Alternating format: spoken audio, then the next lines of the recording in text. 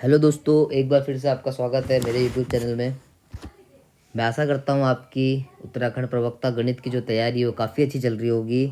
तो हम अपनी ग्रुप थ्योरी की सीरीज़ को आगे बढ़ाते हुए आज हम एक टॉपिक लेके आया हूँ मैं आपके लिए, नॉर्मलाइजर, सेंटर ऑफ ग्रुप और ग्रुप होमोमॉर्फिज्म। ठीक है, इसमें ग्रुप होमोमॉर्फिज्म बहुत इंपॉर्टेंट टॉपिक है, इससे सवाल एग्जाम में बन सकता है। ठीक है, तो शुरू करते हैं। Normaliser of an element. देखो, नॉर्मलाइजर हमेशा एक एलिमेंट का बनता है। ठीक है, अगर ए जो है ग्रुप का एलिमेंट है ना, अगर ए भी ग्रुप का एलिमेंट है तो set of all those element from group के उन एलिमेंट का सेट होगा वो एक जो ए के साथ कम्यूट करे, मतलब जो ए के साथ कम्यूट रखे। अगर ए भी एक ग्रुप का एलिमेंट है और एक्स जो है ग्रुप का ही एलिमेंट है, मतलब एक्स जो है आर्बिट्री एलिमेंट है, हर एक एलिमेंट को रिप्रेजेंट कर रहा है, तो जो ए के साथ कम्यूटेटिव प्रॉपर्टी शो करता है ना, उस एलिमेंट के उस सेट के जो कलेक्शन को बोलते हैं हम नॉर्मलाइजर बोलते हैं। ठीक है, जो नॉर्मलाइजर हर एक एलिमेंट का निकलता है। माना एग्जाम ऐसे एन ए का निकला, वैसे ही एन बी का भी निकलेगा, जो बी के साथ कम्यूटिविटी रखे या A into B equal to B into A हो जाए, मतलब कम्यूटिव प्रॉपर्टी रखे अपने बी के एलिमेंट के साथ, तो वो बी के वो बी सेट एलिमेंट बी का नॉर्मलाइजर होगा। ठीक है, इसी प्रकार से हर एक एलिमेंट का जो होता है नॉर्मलाइजर या सेंट्रलाइजर बोलते हैं, इसे निकलता है। ठीक है, इसकी खास बात ये होती है कि नॉर्मलाइजर और सेंट्रलाइजर ऑफ ग्रुप जो होता है वो भी सब ग्रुप होता है। ठीक है, ये भी सब ग्रुप की प्रॉपर्टी रखता है, तो उसको याद रखना, ये एमसीक्यू में बन सकता है। ठीक है, तो नॉर्मलाइजर हमेशा एलिमेंट्स का निकलता है। ठीक है, नेक्स्ट देखेंगे हम सेंटर ऑफ ग्रुप। ठीक है, तो सेंटर ऑफ ग्रुप क्या होता है? Center of group is the subset of G के उन एलिमेंट का सेट होता है जो ग्रुप के ना हर एक एलिमेंट के साथ कम्यूटिविटी रखता है। ठीक है, जो कम्यूटिव प्रॉपर्टीज रखता है। ठीक है, मतलब ठीक है, तो जेड जी में वो एलिमेंट आएंगे ग्रुप के जो ग्रुप के हर एक मेंबर के साथ, हर एक मेंबर, कोई मेंबर नहीं छूटेगा, उसके साथ क्या दिखाएगा? कम्यूटिविटी रखेगा। ठीक है, मतलब एक्स की वैल्यू हमेशा ए एक्स एक्स ए के बराबर होगा और एक्स वहाँ के ग्रुप के हर एक एलिमेंट के बराबर। ठीक है, नॉर्मलाइजर और सेंट्रलाइजर की डेफिनेशन में कंफ्यूज मत होना। सेंट्रलाइजर क्या होता है? हर एक एलिमेंट, सॉरी, नॉर्मलाइजर क्या होता है? हर एक एलिमेंट का निकलता है। ठीक है, हर एक एलिमेंट में उन एलिमेंट का सेट जाएगा जो इस ए एलिमेंट के साथ कम्यूटिविटी रखे। ठीक है, लेकिन सेंटर ऑफ ग्रुप में उन एलिमेंट का सेट आता है जो ग्रुप के हर एक एलिमेंट्स के साथ कम्यूटिविटी रखता है। ठीक है, तो ये फर्क होता है दोनों में, सेंटर ऑफ ग्रुप में और नॉर्मलाइजर में। ठीक है, तो सेंटर ऑफ ग्रुप की भी एक खास बात होती है, ये भी सब ग्रुप होता है ग्रुप का, हमेशा जो सेंटर ऑफ ग्रुप होता है वो भी सब ग्रुप होता है जी का। ठीक है, और दूसरी खास बात होती है, ऐसा सब ग्रुप होता है जो नॉर्मल सब ग्रुप ऑफ जी होता है। ठीक है, तो सेंटर ऑफ ग्रुप सब ग्रुप भी होता है और साथ साथ में नॉर्मल सब ग्रुप भी होता है। ठीक है, और तीसरी प्रॉपर्टी बहुत इंपॉर्टेंस है कि अगर जेड इक्व मतलब ऑर्डर, ये तो एक क्वेश्चन है UK triple S C L T में आया था। ठीक है, ये आपको बताया, तो अगर ऑर्डर ऑफ ग्रुप जो है प्राइम का पावर क्यूब होता है, तो जो जेड जी का जो ऑर्डर होता है ना वो हमेशा क्या होता है? पी होता है। ठीक है, ये इंपॉर्टेंट है, इसे याद रखना। ये क्वेश्चन एल टी में आया था। ऑर्डर ऑफ जी 120 था, तो सेंटर ऑफ जी मतलब जेड जी जो है सेंटर को रिप्रेजेंट करता है, तो उसका ऑर्डर कितना होगा? 5 होगा। ठीक है, क्योंकि 5 का क्यूब जो होता है 125 होता है। ठीक है, एक खास बात और होती है सेंटर ऑफ ग्रुप की, अगर ग्रुप अबेलियन है ना, ये बहुत इंपॉर्टेंट प्रॉपर्टी है। अगर ग्रुप जो है अबेलियन है, कैसा है? अबेलियन है। If group is abelian then Z G का जो होता है वो ग्रुप के ही बराबर होता है। तो सेंटर ऑफ ग्रुप का जो वैल्यू होगी वो किसके बराबर होगी? ग्रुप के बराबर होगी, क्योंकि अबेलियन ग्रुप के सारे एलिमेंट्स जो होते हैं अबेलियन कम्यूटेटिव प्रॉपर्टी रखते हैं। ठीक है, तो इसलिए अगर ग्रुप अबेलियन है तो सेंटर ऑफ जेड जी जो होगा, जेड जी मतलब जो होगा वो ग्रुप के बराबर होगा। ठीक है, फिर आता है मोस्ट इंपॉर्टेंट टॉपिक जो बहुत important exam point of view से, होमोमॉर्फिज्म। ये हमारे सिलेबस में भी और इससे सवाल बन सकता है। ठीक है, बन क्या सकता है, इससे बनेगा ही बनेगा सवाल। ठीक है, तो होमोमॉर्फिज्म क्या होता है? एक मैपिंग होती है। Let G and G dash दो ग्रुप्स की मैपिंग होती है। ठीक है, जी भी एक ग्रुप है, जी डैश भी एक ग्रुप है, तो इनकी जो मैपिंग बनती है उसका नाम होमोमॉर्फिज्म है। इसकी खास बात होती है कि एक ऐसी प्रॉपर्टी रखता है कि एफ ए ऑपरेशन बी की जो वैल्यू होती है F A operation F B के बराबर होती है, लेकिन जो ओ ऑपरेशन है वो ग्रुप जी का होता है, ये और ओडेज और जो स्टेरिक्स ऑपरेशन है वो जी डैश ग्रुप का होता है। ठीक है, तो कैसे मैपिंग बना देते हैं जो इस प्रॉपर्टी को होल्ड करता है कि एफ ए ऑपरेशन बी जो है, अगर एफ ए स्टेरिक्स एफ बी के बराबर आ जाए तो मैपिंग क्या कहलाएगी? होमोमॉर्फिज्म कहलाएगी। दो ग्रुप्स के बीच में ये मैपिंग को, इस चीज़ को शो करता है, तो मैपिंग क्या कहलाएगी? होमोमॉर्फिज्म कहलाएगी। ठीक है, अब क्या आता है? Kernel of homomorphism. ठीक है, कर्नल ऑफ होमोमॉर्फिज्म होता है क्या? अगर एफ जी से लेकर जी डैश के एक होमोमॉर्फिज्म है, ठीक है, then kernel of homomorphism is define as जो group kernel F is F X equals to A dash. ठीक है, देखो कर्नल ऑफ एफ में वो एलिमेंट आते हैं, देखो कर्नल एफ में वो एलिमेंट आएंगे जो ना, जो जी डैश के एलिमेंट के आइडेंटिटी एलिमेंट से मैप हो रहे हैं। माना ए एलिमेंट है, बी एलिमेंट है, सी एलिमेंट है, बी भी ई से मैप हो रहा, सी भी ई से मैप हो रहा, तो उन एलिमेंट का सेट जो दूसरे ग्रुप मतलब जी डैश के साथ के जी डैश के आइडेंटिटी एलिमेंट से मैप होना, इस तरह के कलेक्शंस को हम क्या बोलते हैं, कर्नल एफ बोलते हैं। ठीक है, कर्नल एफ की एक खास बात होती है, ये भी अपने आप में क्या होता है, सब ग्रुप होता है जी का। ठीक है, देखो अब मैपिंग एफ जी से लेकर जी डेस होमोमॉर्फिज्म है, देन कर्नल एफ भी क्या हो जाएगा, सब ग्रुप ऑफ जी हो जाएगा। ठीक है, फिर आता है इमेज ऑफ होमोमॉर्फिज्म। ठीक है, इमेज ऑफ होमोमॉर्फिज्म क्या होती है, अगर एफ जी से जी डैश में एक होमोमॉर्फिज्म है तो F X X belongs to G, मतलब रेंज वाला सेट है ना, आप समझ लीजिए, आपने रिलेशन फंक्शन पढ़ा होगा, तो रेंज वाले फंक्शन को सेट को क्या बोलते हैं, जो आउटपुट वाला सेट होता है उसको क्या बोलते हैं, इमेज ऑफ होमोमॉर्फिज्म कहते हैं। ठीक है, इमेज भी देखो क्या होती है, सब ग्रुप होती है किसकी, जी डैश की। अगर एफ जी से लेकर जी डैश है ना, तो जी डैश क्या होगा, ये सेकंड वाला सेट होगा ना, तो जो इमेज जो होता है हमेशा सब ग्रुप ऑफ जी होता है। ठीक है, मैपिंग वाला सेट होता है। ठीक है, जिसमें एलिमेंट मैप्ड होते हैं। ठीक है, तो वो भी अपने आप में क्या होता है, सब ग्रुप होता है। ठीक है, फिर एक ये थ्योरम है। ठीक है, इसका स्टेटमेंट याद रखना, अगर एफ जो है जी से जी डैश की होमोमॉर्फिज्म है, देन एफ ई जो होगा हमेशा किससे मैप होगा, ई डैश में मैप होगा। ठीक है, इसकी आइडेंटिटी किस में मैप होगी, तो जी डैश की आइडेंटिटी, जी की आइडेंटिटी हमेशा जी डैश में मैप होती है। थ्योरम है, आपने बीएससी में पढ़ी होगी। और एफ एक्स इन्वर्स का जो एफ एक्स इन्वर्स की जो वैल्यू होती है, एफ एक्स इन्वर्स के एफ एक्स के होल इन्वर्स के बराबर होती है। ठीक है, ये थ्योरम भी बहुत इंपॉर्टेंट है। ठीक है, तो आगे बढ़ते हैं। ये रूल जो है होमोमॉर्फिज्म का, एक रूल होता है, अगर जेड से जेड एन एक होमोमॉर्फिज्म है, मान लिया कि जैसे Z3 से Z4 में होमोमॉर्फिज्म है, Z2 से Z3 में होमोमॉर्फिज्म, अगर आपको होमोमॉर्फिज्म बताना है, अगर order of A in ZN, suppose order of A जो है एक ए एलिमेंट है, हमने माना कि उसका ऑर्डर ना के है, क्या है उसका ऑर्डर, के है, और के इन ZN है, ZN में उसका ऑर्डर के है, और ZM अगर जो Z4 है ना उस पर कोई भी एलिमेंट अगर ऑर्डर के का है, अगर ZM पे कोई भी एक एलिमेंट ऑर्डर के का है, then F X equals to एक ए एक्स जो होगी होमोमॉर्फिज्म बन जाएगी ZM से ZN में। फॉर एग्जांपल मैं बता दूं, माना Z3 से Z4 की मैपिंग है। ठीक है, माना कि ऑर्डर ऑफ वन कितना है, 3 है, या ऑर्डर ऑफ वन कितना है, 3 है। ठीक है, यहाँ से देखते हैं। ठीक है, मैंने माना कि ऑर्डर ऑफ वन कितना है, 3 है। ठीक है, और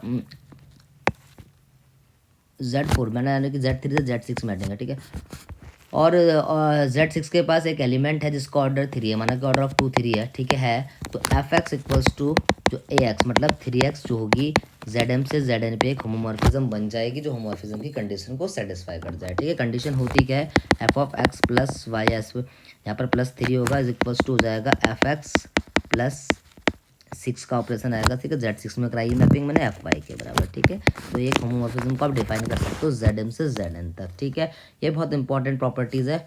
ठीक है, और इससे इंपॉर्टेंट ये है कि नंबर ऑफ होमोमॉर्फिज्म पूछेगा। ठीक है, नंबर ऑफ होमोमॉर्फिज्म अगर एफ जो है ZM से ZN पे होमोमॉर्फिज्म है ना, इस प्रॉपर्टी से बहुत हर एग्जाम में MCQ बनता है। ठीक है, तो नंबर ऑफ होमोमॉर्फिज्म कितनी बनती है, GCD लेना है आपको। ठीक है, क्या लेना है, GCD लेना है। GCD मतलब SCF लेना है आपको M और N का, तो नंबर ऑफ होमोमॉर्फिज्म आपको बन जाएगी, पता चल जाएगी। जैसे कि यहाँ पर हमारा था Z3 से Z6 पे कितनी होमोमॉर्फिज्म बन सकती है, तो आप क्या लेंगे, GCD लेंगे 3 और 6 का। तो 3 और 6 का जो GCD आएगा वो कितना आएगा, 3 आएगा। तो नंबर ऑफ होमोमॉर्फिज्म कितनी बनेगी, 3 होमोमॉर्फिज्म बन जाएगी। ठीक है, वो इस तरह से बनाएंगे। ठीक है, जो मैंने आपको ये रूल बताया था ऐसे ही बना सकते हैं आप। ठीक है, तो ये बताना जरूरी नहीं है, सिर्फ ये नंबर ऑफ होमोमॉर्फिज्म पूछता है। ठीक है, ये नहीं पूछता कि कौन सी होमोमॉर्फिज्म है कौन सी नहीं है। अगर पूछेगा तो आप फिर इस रूल से आप बता सकते हैं कौन सी होमोमॉर्फिज्म बन सकती है। ठीक है, नोट है सेकंड नोट है, नंबर ऑफ होमोमॉर्फिज्म ZM से ZN क्रॉस Z के। ठीक है, एक्सटर्नल डायरेक्ट प्रोडक्ट वाला है। ठीक है, तो आपको कुछ नहीं करना, GCD M और N का लेना है, GCD और N और M और K का लेना है। ठीक है, तो नंबर ऑफ होमो इनका क्रॉस मल्टीप्लिकेशन कर देना है, तो नंबर ऑफ होमोमॉर्फिज्म आपको पता चल जाएगा। ठीक है, सिमिलरली है number of homomorphism of ZM cross ZN की, अगर Z K से निकालनी है तो M और K का GCD लेंगे, N और K का GCD लेंगे और इनका प्रोडक्ट कर देंगे, तो नंबर ऑफ होमोमॉर्फिज्म निकाल देंगे। ठीक है, फिर आता है number of homomorphism of ZM cross ZN से ZM ZK क्रॉस ZL में, तो टोटल नंबर ऑफ होमोमॉर्फिज्म बनेगी। GCD आप लेंगे M और K का क्रॉस GCD लोगे आप M और L का मल्टीप्लाई, पहले M का K से लेंगे, फिर M का L से लेंगे, फिर N का K से लेंगे और N का L से लेंगे। तो इस प्रकार से आप नंबर ऑफ होमोमॉर्फिज्म निकाल सकते हैं। ठीक है, तो ये नंबर ऑफ होमोमॉर्फिज्म निकालने वाले जो फॉर्मूला है बहुत इंपॉर्टेंट है, एग्जाम में इससे बनता है, और खासकर इसमें जो पहला वाला रूल है ना, ये सबसे ज़्यादा इंपॉर्टेंट है। ठीक है, नंबर ऑफ होमोमॉर्फिज्म ZM से ZN तक। ठीक है, इससे ज़्यादा सवाल बनते हैं। ठीक है, बाकी से तो हायर लेवल के एग्जाम में आते हैं, प्रवक्ता में तो नहीं बनेगा। प्रवक्ता में सिर्फ ZM से ZN में नंबर ऑफ होमोमॉर्फिज्म आपसे पूछ सकता है। तो जो इसका फॉर्मूला होता है वो क्या होता है, GCD आपको लेना है M और N का लेना है। ठीक है, ये इंपॉर्टेंट है। ठीक है, इसको आप याद रख लीजिए। या नोट्स बना लीजिए, बहुत इंपॉर्टेंट, ठीक है। फिर आता है आइसोमॉर्फिज्म, ठीक है। देखो आइसोमॉर्फिज्म की खास बात क्या होती है, आइसोमॉर्फिज्म अपने आप में एक होमोमॉर्फिज्म होता है। एफ जो होता है, पहली बात तो होमोमॉर्फिज्म होती है। ऐसी होमोमॉर्फिज्म अगर वो 1-1-on-2 भी हो जाए, ठीक है, 1-1-on-2 भी हो जाए तो ऐसी होमोमॉर्फिज्म क्या कहलाएगी, आइसोमॉर्फिज्म कहलाएगी, ठीक है। इंपॉर्टेंट है ये, ठीक है, इसको याद रखना, इस प्रॉपर्टी को रखता है। नंबर ऑफ मतलब आइसोमॉर्फिज्म की खास बात क्या होती है, होमोमॉर्फिज्म के साथ 1-1-on-2 भी वक्त रखता है, ठीक है।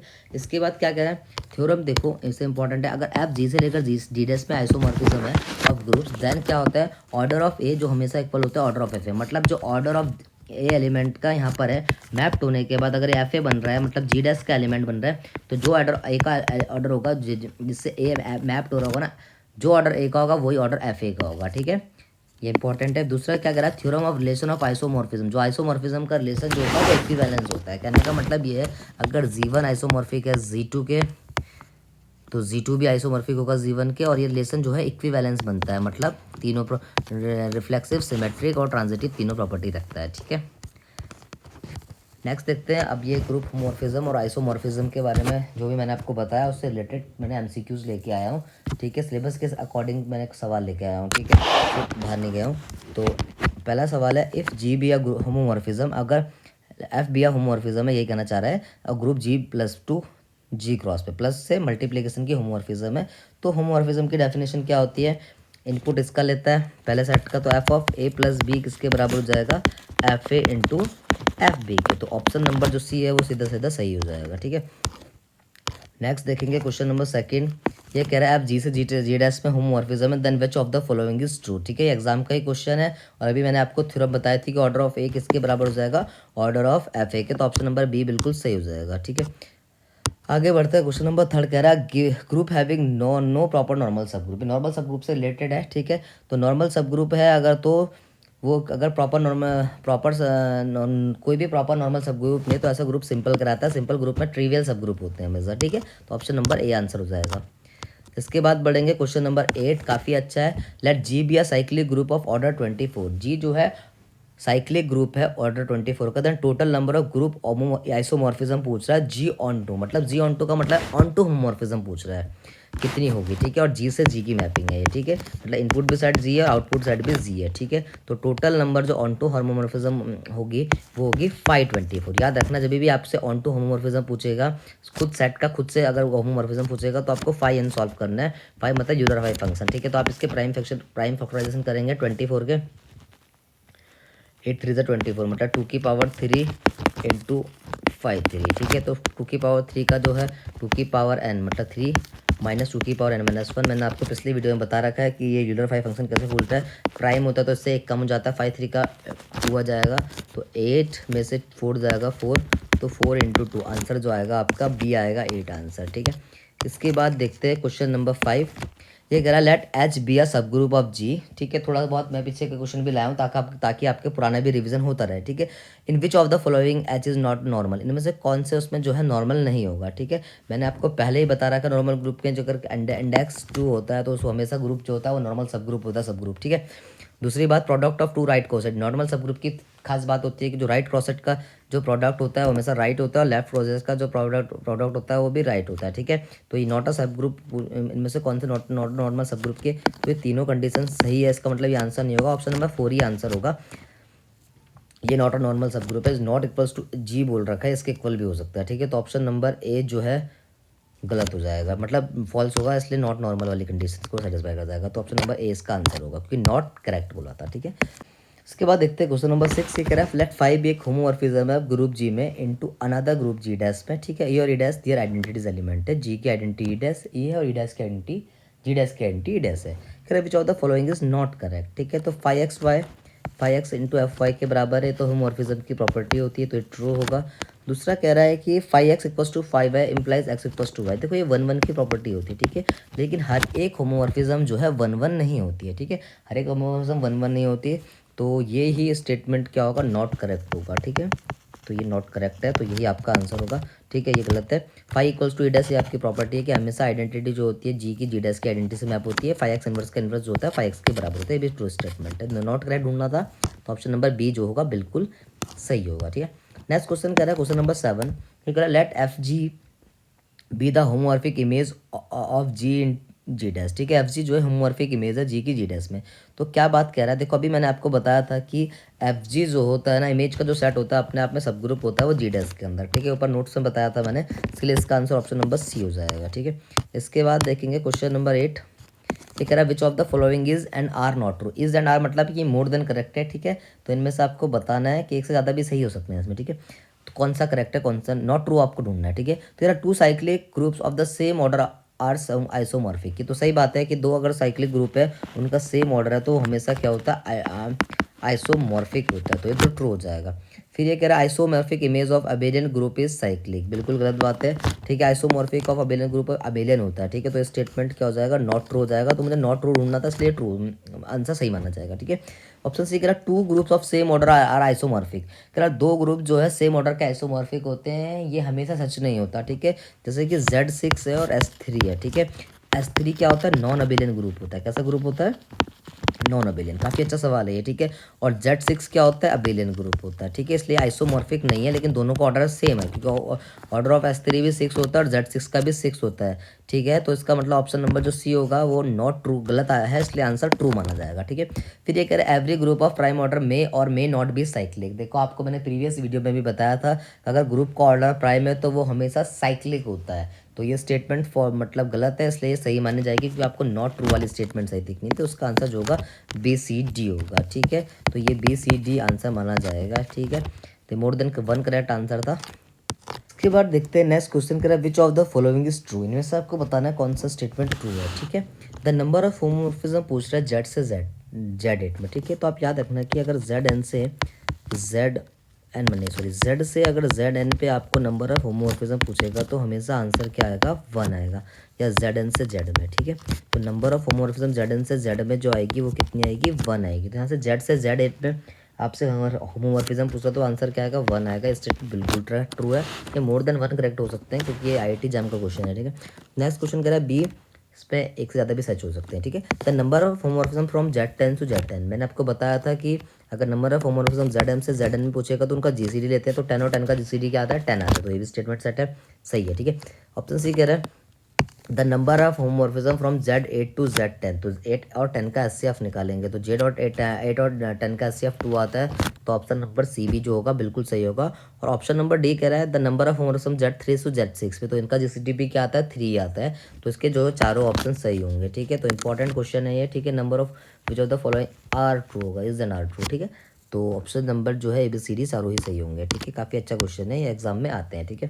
Next question centre of group से रिलेटेड है, मैंने आपको पहले भी करवा दिया है। अगर number the centre of non abelian group of order 25 है, ऑर्डर ऑफ जी आपको 125 दे रहा है, तो ZG का ऑर्डर कितना होगा, 5 होगा। कि थ्योरम मैंने आपको बताई थी, अगर ऑर्डर ऑफ जी अगर P क्यूब है तो जो ZG का ऑर्डर होता है वो कितना होता है, P होता है। तो ऑप्शन नंबर बी आपका बिल्कुल सही होगा, ठीक है।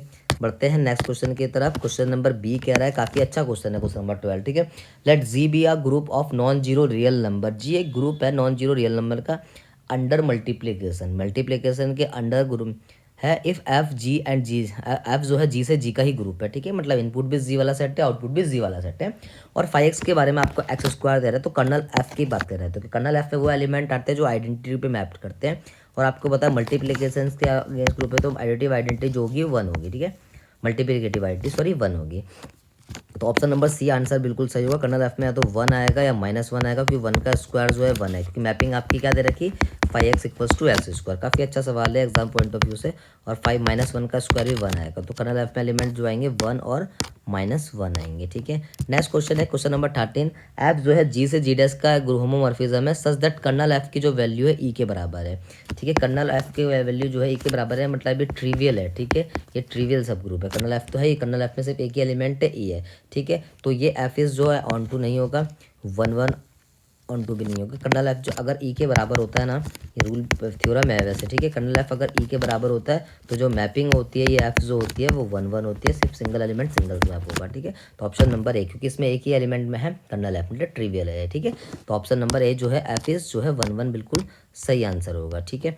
नेक्स्ट देखिए क्वेश्चन नंबर 14 कह रहा है एफ एक होमोमॉर्फिज्म है जी से ऑन टू जी डैश में, जी एक होमोमॉर्फिज्म है जी डैश से जी डबल में। तो गॉफ जो होगी होमोमॉर्फिज्म होगी, जो मतलब कंपोजिशन होगा जी ऑफ एफ एक्स होगा। तो जो होमोमॉर्फिज्म होगी जी से इसका डोमेन लेगा ऑन टू जी डैश होगी, ठीक है, जी डबल डैश, ठीक है, इमेज वाला सेट जी डबल डैश होगा। तो ऑप्शन नंबर सी जो होगा बिल्कुल सही आंसर होगा, ठीक है। ये भी एग्जाम का क्वेश्चन है, बहुत इंपॉर्टेंट क्वेश्चन है, वो भी एग्जाम में आ रखा, ठीक है।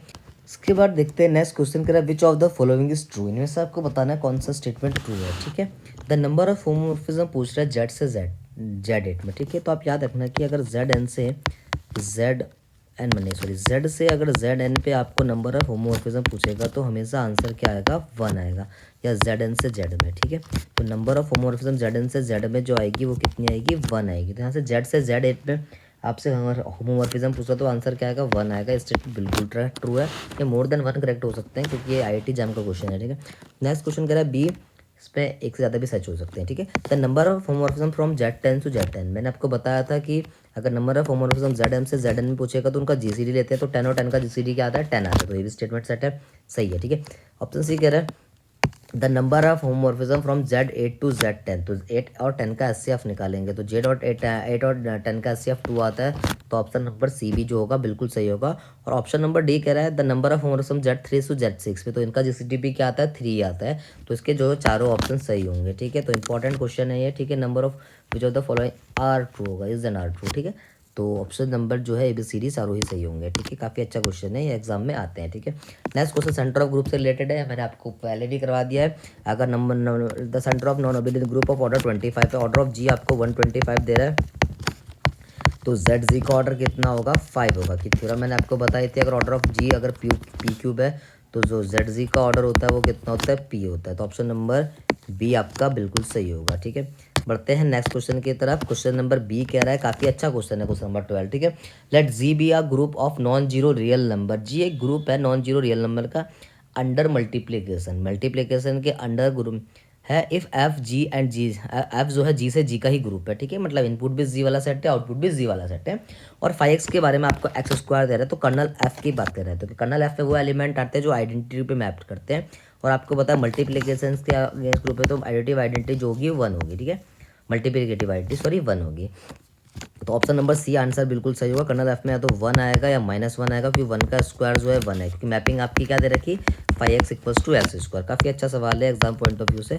और 5 -1 का स्क्वायर भी 1 आएगा, तो कर्नल एफ में एलिमेंट जो आएंगे 1 और -1 आएंगे, ठीक है। नेक्स्ट क्वेश्चन है क्वेश्चन नंबर 13। एफ जो है जी से जी डैश का होमोमॉर्फिज्म है सच दैट कर्नल एफ की जो वैल्यू है ई के बराबर है, ठीक है। कर्नल एफ की वैल्यू जो है ई के बराबर है, मतलब ये ट्रिवियल है, ठीक है। ये ट्रिवियल सब ग्रुप है, कर्नल एफ तो है, ये कर्नल एफ में सिर्फ एक ही एलिमेंट है, ई है, ठीक है। तो ये एफ इज जो है ऑन टू नहीं होगा, 1 ऑन टू भी नहीं होगा। कर्नल एफ जो अगर ई के बराबर होता है ना, ये रूल थ्योरम है वैसे, ठीक है। कर्नल एफ अगर ई के बराबर होता है तो जो मैपिंग होती है ये एफ जो होती है वो 1 1 होती है, सिर्फ सिंगल एलिमेंट सिंगल मैप होगा, ठीक है। तो ऑप्शन नंबर ए, क्योंकि इसमें एक ही एलिमेंट में है कर्नल एफ, मतलब ट्रिवियल है, ठीक है। तो ऑप्शन नंबर ए जो है एफ इज जो है 1 1 बिल्कुल सही आंसर होगा, ठीक है। नेक्स्ट देखिए क्वेश्चन नंबर 14 कह रहा है एफ एक होमोमॉर्फिज्म है जी से ऑन टू जी डैश में, जी एक होमोमॉर्फिज्म है जी डैश से जी डबल में। तो गॉफ जो होगी होमोमॉर्फिज्म होगी, जो मतलब कंपोजिशन होगा जी ऑफ एफ एक्स होगा। तो जो होमोमॉर्फिज्म होगी जी से इसका डोमेन लेगा ऑन टू जी डैश होगी, ठीक है, जी डबल डैश, ठीक है। इमेज वाला सेट जी डबल डैश होगा। तो ऑप्शन नंबर सी जो होगा बिल्कुल सही आंसर होगा, ठीक है। ये भी एग्जाम का क्वेश्चन है, बहुत इंपॉर्टेंट क्वेश्चन है, वो भी एग्जाम में आ रखा, ठीक है। नेक्स्ट देखेंगे क्वेश्चन नंबर 15 कह रहा है every homomorphic image of G is isomorphic to some. तो देखो ये थ्योरम ही होती है, ठीक है, फंडामेंटल थ्योरम ऑफ आइसोमॉर्फिज्म होती है। तो every homomorphic of image of G is isomorphic होती है हमेशा कोशेंट ग्रुप ऑफ जी के, ठीक है। तो इसका आंसर ऑप्शन नंबर बी होगा। डायरेक्ट स्टेटमेंट याद रखना, ये भी इंपॉर्टेंट है, ठीक है, पेपर के लिए, ठीक है। तो नेक्स्ट देखेंगे क्वेश्चन नंबर 16। ये कह रहा है every homomorphic image of abelian group की जो होमोमॉर्फिक इमेज होती है वो भी हमेशा अबेलियन होती है, ठीक है। तो ऑप्शन नंबर बी जो होगा बिल्कुल सही होगा। नेक्स्ट कह रहा है question number 17 the necessary and sufficient condition for a homomorphism of group G into G dash with kernel K to be an isomorphism. Kernel K को अगर आइसोमॉर्फिज्म होना of G into G dash then kernel K is equal to किसके बराबर होगा, ठीक है। Kernel F को अगर होमोमॉर्फिज्म होना पड़ेगा, देखो कर्नल एफ जो है हमेशा किस पे मैप होता है, आइडेंटिटी मैप होता है, ठीक है। और इसे अगर आइसोमॉर्फिज्म होना पड़ेगा तो उसे 1 1 होना पड़ेगा।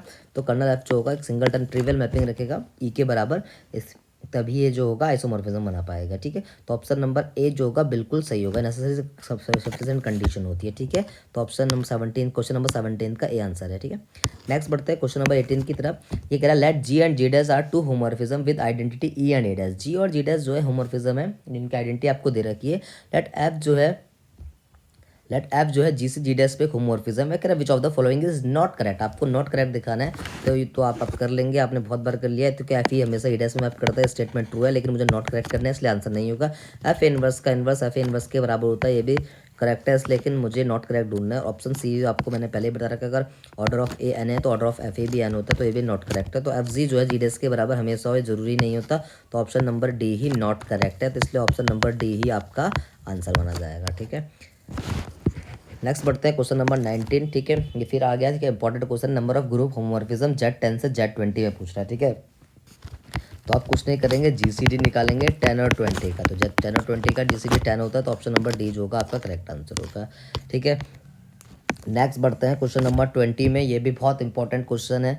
ठीक है, एनबीएचएम का ये क्वेश्चन है, national bureau of higher mathematics का। ठीक है, जो पीएचडी का एग्जाम होता है उससे लिया है क्वेश्चन। एफ जो है क्यू प्लस से क्यू प्लस पे एक नॉन जीरो होमोमॉर्फिज्म है, क्यू प्लस से क्यू प्लस की नॉन जीरो होमोमॉर्फिज्म है, तो ये एफ के बारे में पूछ रहा है। ठीक है, तो वो इनपुट साइड भी क्यू प्लस है, आउटपुट साइड भी क्यू प्लस है, नॉन जीरो है। ठीक है, तो एफ एक्स इक्वल्स टू आप एक मैपिंग मान लीजिए एन जेड या एन एक्स मान लीजिए।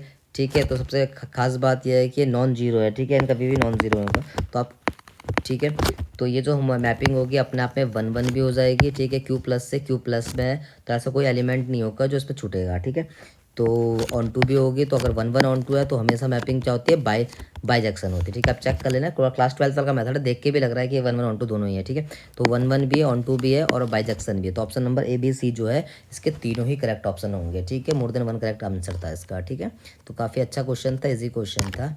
तो इससे फ्रेंड्स आज के लिए हम होमोमॉर्फिज्म को इतना ही रखते हैं। वैसे होमोमॉर्फिज्म्स के रिलेटेड और भी बहुत क्वेश्चन है, लेकिन जितने इंपॉर्टेंट थे वो मैंने आपको करवा दिए। बाकी क्वेश्चंस मैं ग्रुप थ्योरी का कंप्लीट एमसीक्यूज़ के क्वेश्चंस लेके आऊँगा, तो उस पर कर दूंगा। ठीक है, सारे टॉपिक कवर करा के सबके एमसीक्यूज़ करवा दूंगा। ठीक है, लेकिन नेक्स्ट जो वीडियो आएगा बहुत इंपॉर्टेंट होगा साइलो थ्योरम के ऊपर, जिससे एग्जाम में 100% क्वेश्चन आएगा। साइलो थ्योरम बहुत इंपॉर्टेंट होती है। ठीक है, उसके बाद साइलो थ्योरम के बाद ग्रुप थ्योरी आपकी कंप्लीट हो जाएगी नेक्स्ट वीडियो में, उसके बाद हम करेंगे रिंग थ्योरी। ठीक है, तो आज के लिए फ्रेंड्स इतने ही रखते हैं, और आप इस चैनल को लाइक शेयर और सब्सक्राइब कराइए। ठीक है, और थैंक यू।